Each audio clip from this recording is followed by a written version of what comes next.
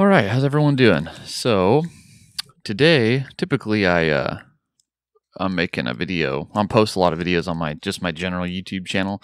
Most of them have to do with my game I'm developing. It's called Onyx Rift.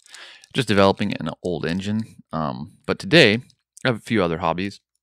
One of the things I like to collect are these cards. I never knew how to play the game when I was a kid, but back when my brother was buying like Pokemon cards at the card shop when we were kids, um, these ones always drew my attention because I read the Hobbit books, The Hobbit and The Lord of the Rings, when I was when I was younger, and I didn't realize I didn't realize what they were at the time. So I remember reading The Hobbit, really liking The Hobbit, and then a couple years later, I was introduced to The Lord of the Rings.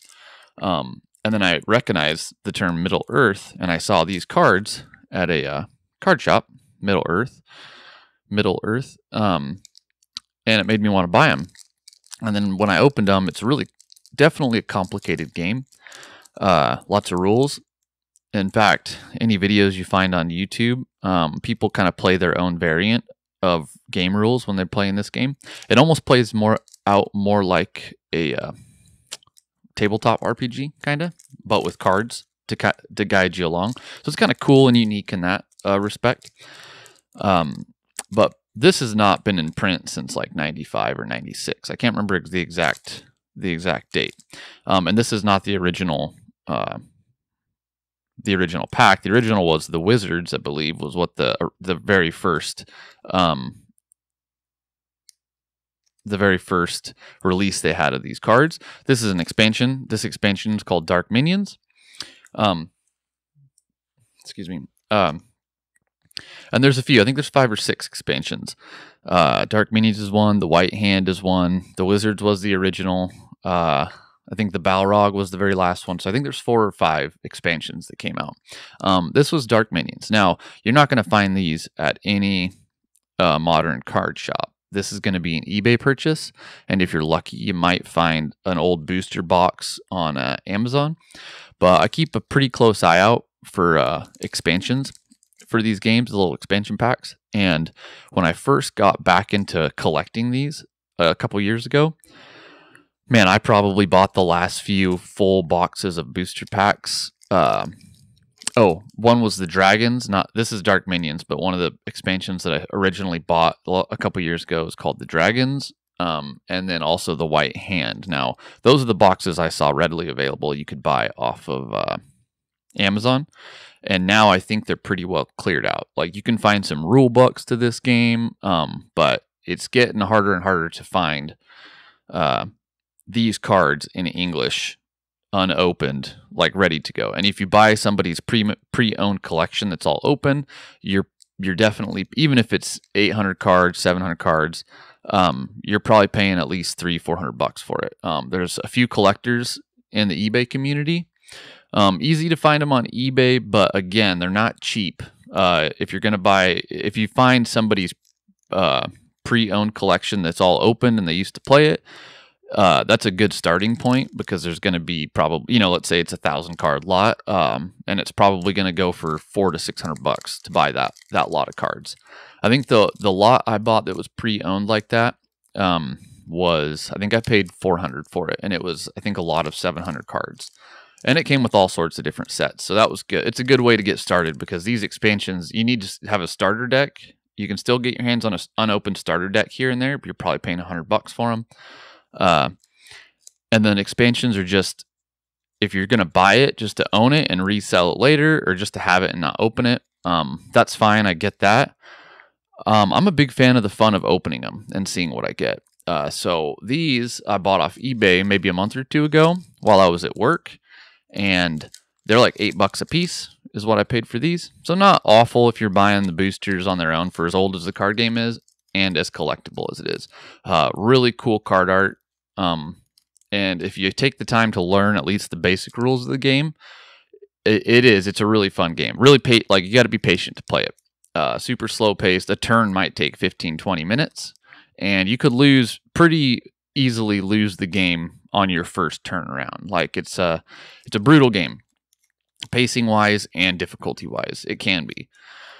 So I just thought, since these are so rare, it might be fun to open these expansions or these little booster packs and film it, since these are this is becoming to where this is not going to be a thing anymore. Like, you're not going to be able to find unopened booster packs in the next 10 years. They're all going to be bought up, and if you can get a bunch of unopened packs, like, it's going to be a sin. It's going to be a sin to open them. Like, you're going to want to keep them packaged up. But I think these include 1 or 2 rares in every booster, probably just 1. I looked it up at some point, and I actually think that depends on the on what expansion it is. So this is Dark Minions. I can't really remember. I didn't look it up before making this video. So let's go ahead and open one of them anyways. Dark Minion. I think this was the 3rd. It might have even been the 2nd. No, I don't know. I think the Dragons or Dark Minions was the 2nd and 3rd releases that they had for this game, the expansions. So let's go ahead and open it, and then we'll have a look at some of the card art, just because that's the fun of it. I might just open one right now, depending on what I see in the booster, or maybe I'll get excited and open the other 3. I don't know. Now, what I was saying earlier about these is, so it's getting harder. It's easier to find them you can find Spanish versions of these cards, or even French, I've found on eBay. Those are a little even more common, I think, than the English ones. I think a lot of people hold on to the English. There's a few English people there's probably more people collecting the English copies of the cards than like the French ones. So this is cool. Every little expansion comes with a little pamphlet, and it gives you it's almost impossible to follow for me anyways. It's a little rule book. You can kind of go through and read it, but I had to actively go online and find somebody had written like a Word document of step by step the phases of the game, of the turn, like the phases of each turn and how to play it. And even then I took that from what I understood and then developed kind of my own variant of how to play. And I only have ever played by myself. So a single player version of the game anyways. You can play 2-player, 3-player. They have multiple versions of rule sets to how to play, whether you're by yourself or with multiple people. So it'd be criminal to not talk about the card art in this game. I think it's really neat. It's one of the most unique. It seems like every card it was like the art for it is real, some specific design, and they took the time to really do the art correctly, like right. Every card is almost a work of art, and I'll show you a few. These are just some characters. It looks like Surian, and I'm not going to go into like how to play it. It's kind of stat based, and then also it's really cool. There's dice involved, so you have a 2 6-sided dice, and that's pretty standard in the game to play with. Any event you might play, or if you're in combat, you're going to roll dice for it. It's so it's kind of fun. Like I said, it's almost like a card game / tabletop RPG.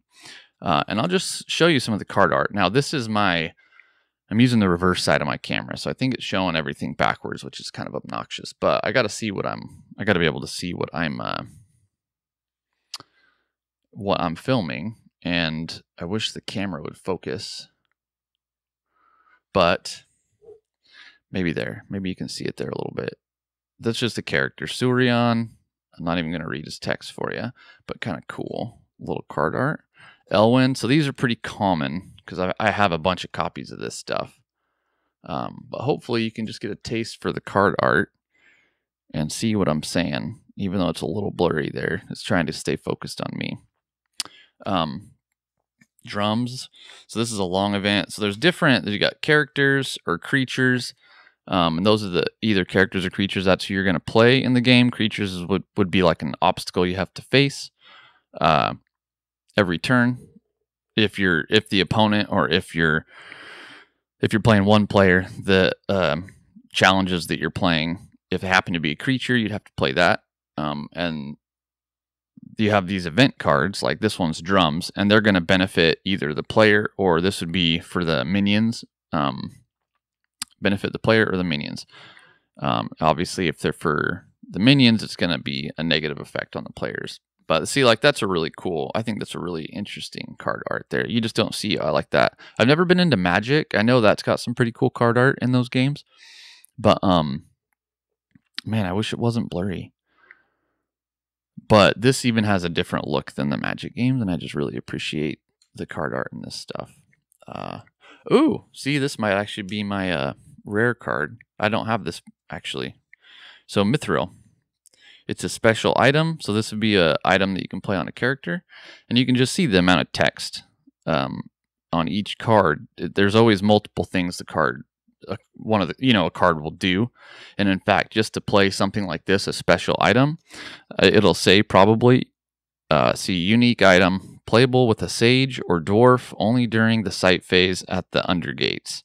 If you have a stored vein of Arda. So there's all these little specific scenarios that you have to meet to be able to even play this card. You can't just like get to a site and play it. You have to have multiple. You have to be at a certain site, maybe with a certain character. Yeah, like this one, a sage. That's kind of like a class of character within this card game.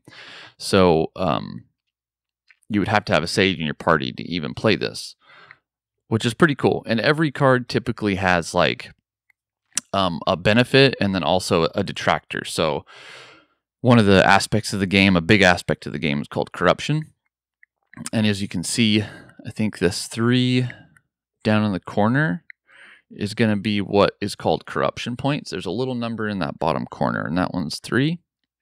And if you play this on a character, it gives them 3 corruption points. Now, every item on a character has a certain amount of corruption points. And if let's say an enemy card is played on you and it makes you do a corruption check, well, you would take your 2 6-sided dice. And, if you have a lot of items, let's say your corruptions, if you only have this item equipped, your corruption's 3, you make a corruption check, you have to roll higher than that 3. And it'll tell you what you have to do if you fail that corruption check. Well, let's say your character has the 1 ring on it, and that's got a 10. I don't know what the value is, but let's say it's got a 10 corruption. A corruption of 10.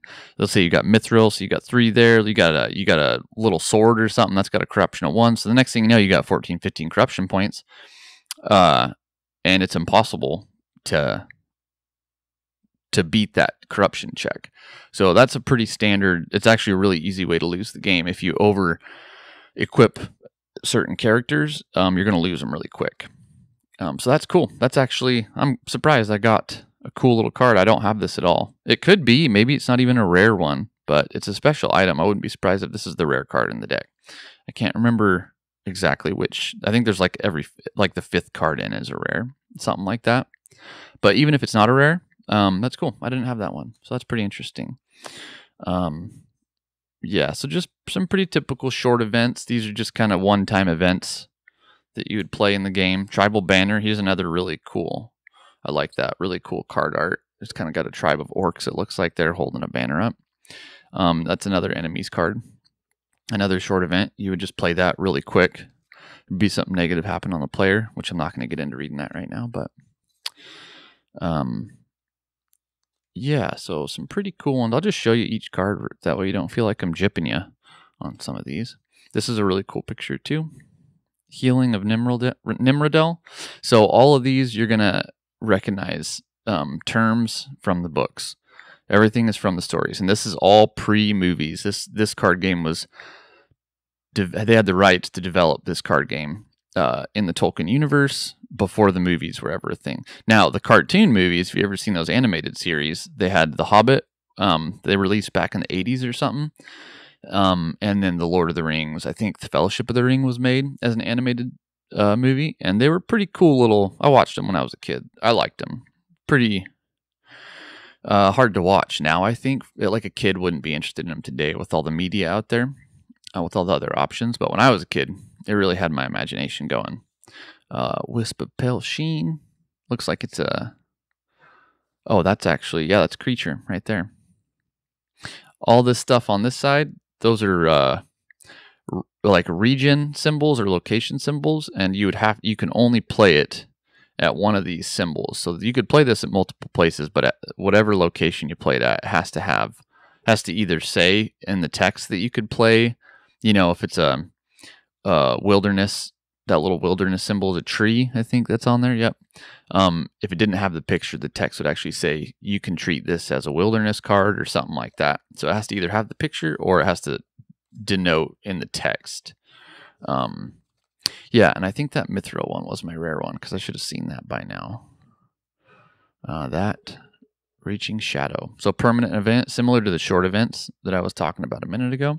Only when you play this, permanent event stays in play until you have a card that can cancel it out. So you might have a couple different play boards almost. One would have short events, one would have long events, which would last 2 turn cycles, 2 rounds basically. And then permanent events are the real, like if you can get those on your opponent, that's a good one. Like they can be cumbersome. Yeah, Withdrawn to Mordor. So I don't know if you are really getting a good visual on this card art, but that's actually probably the reason the fact that it was the Tolkien universe and the card art just had my imagination going when I was a kid. I just loved it. I would look at these and then copy them and draw them on paper. Me and my brother would kind of make our own card games or RPGs or whatever, and I would just go through my collection of these cards and look at the pictures for inspiration, and then I would just straight up rip them off for our own stuff. Here's another really good one. This is like a cool little scene. This is, I think, Aragorn when when Boromir gets shot by all those black arrows, and Aragorn finds him. And you'll recognize that scene from a movie. And you can almost see from a lot of these card art, it's like you can see the movie took inspiration from. I'm sure they looked at art.